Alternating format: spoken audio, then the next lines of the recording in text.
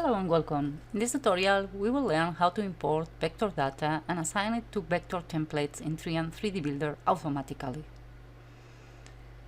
Start a new project. In the command panel, switch to the Vector Data tab and click on the Load icon. Load the following shape file. The dialog Import Vector Settings will appear. In our case, we want to import all vectors. Make sure the fine area is not selected and click OK. A dialog with all vectors from the file will be displayed. If an assignment to a vector template has already been found, it will be displayed with a checked checkbox in the first column and an assigned vector ID in the last column.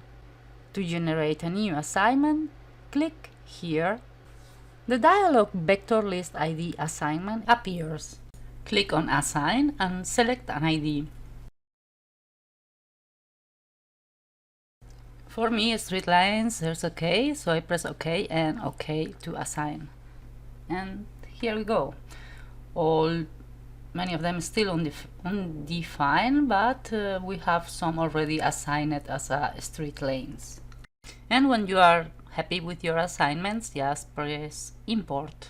That's just asking if the new assignment should be saved to the assignment table for later use. And now we see that the vector tree is now populated with new vectors inside the Transline folder. And that's our imported vectors. If you zoom to selection, you can see them on the viewport and you can select them and later on edit them. And well, that's all for today. See you next time.